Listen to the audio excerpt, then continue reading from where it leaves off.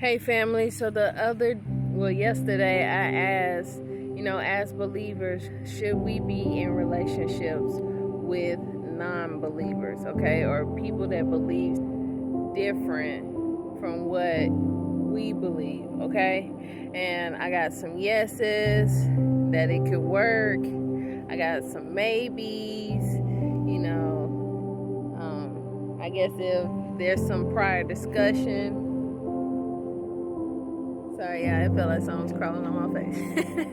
And then I got some notes, okay? So what is the answer, okay? What is the truth so that we all can be on the same page, okay? So according to God's word, this is what he say about, believers and non-believers, or believers and people that, believe other things. If you go to Exodus 34, okay? Oh man, I was just there.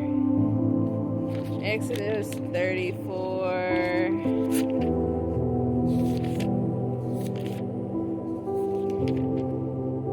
Okay. And it's verse 15 and 16. It says, "Be careful not to make a treaty with those who live in the land, for when they prostitute themselves to their gods and sacrifice to them, they will invite you and you will eat their sacrifices. And when you choose some of their daughters as wives for your sons, and those daughters prostitute themselves to their god, they will lead your sons to do the same." Okay? So God said, as believers, we shouldn't even intermarry, right, with them. We shouldn't even, there should be no type of relationship with them, okay? Because he says they will persuade us to forsake him, okay? And I'm going to show y'all again where God says this again, because he said it multiple times, okay? He let us know, and he's very clear, so there's no confusion, okay? So if you go to 1 King chapter 11, it says, "King Solomon, however, loved many foreign women," okay? He liked the foreign women, okay? If you had an accent, he liked you. If you was a different race from what he was, he liked you, okay? It says he was in love with the foreign women, okay? He married the Pharaoh's daughter. He had Moabites, Ammonites, Edomites, Sidonians, Hittites, okay? He had all the wives, okay? It says he had 700 wives, okay? It says they were from nations about which the Lord had told the Israelites, "You must not intermarry with them." So it's almost like he was intentionally going out, choosing all the women that God specifically said not to be with, okay? Because it says they were from the tribes God specifically told them not to marry, okay? So he went and did it anyways, okay? And God told him not to intermarry with them. It says, because you will surely turn your heart after their gods. Nevertheless, Solomon held fast to them in love, okay? He was sprung off that foreign love, right?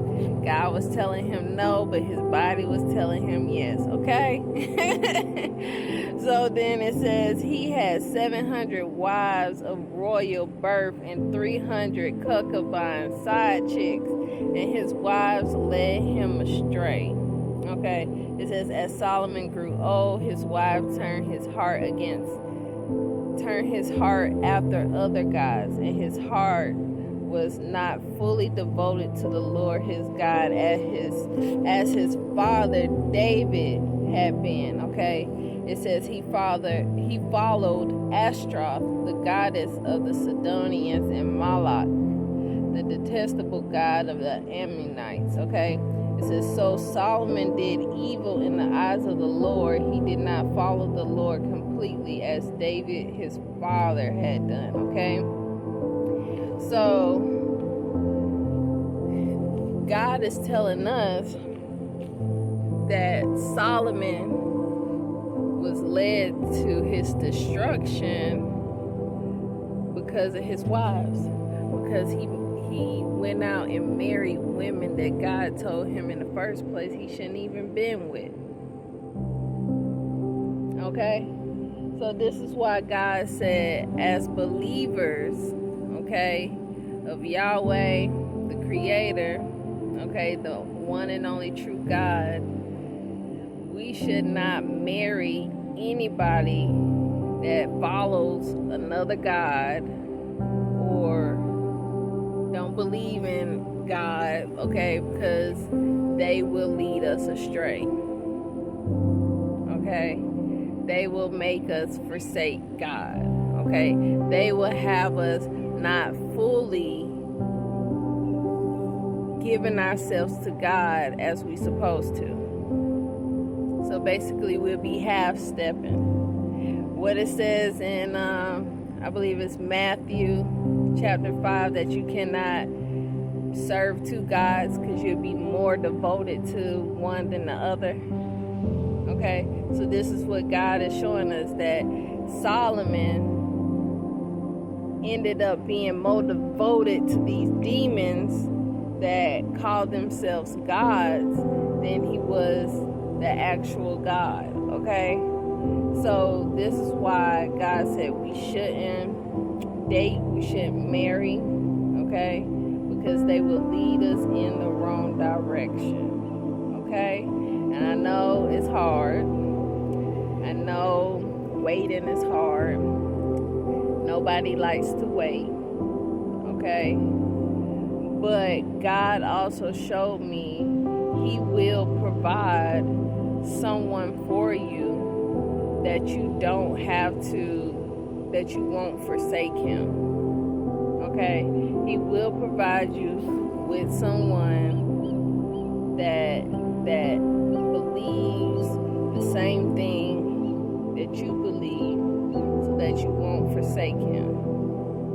Okay, you can see that in, with self. Okay, so Abel was supposed to marry Canaan's twin, and Canaan was supposed to marry Abel's twin sister. Okay, but Canaan thought Abel's twin sister was ugly and he thought his parents was trying to put her with him to punish him. So he killed his brother in order to marry his own twin, who he felt was the prettier twin. Okay? And so Abel's twin sister was left without a husband. So God blessed Eve's womb so that she could have another son, so that she could have a husband. Okay? And then with Noah, his oldest son married the little girl that they end up raising. Okay, they found her as a kid and he was a kid. Okay, so they was around the same age.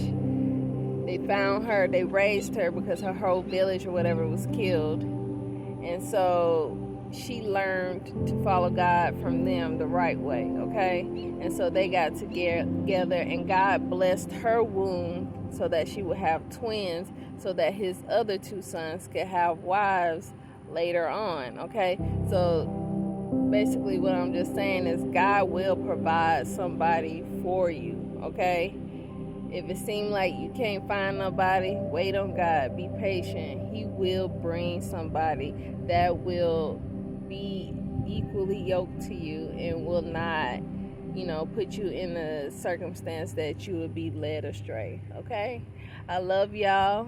Y'all have a wonderful day, and that's the truth.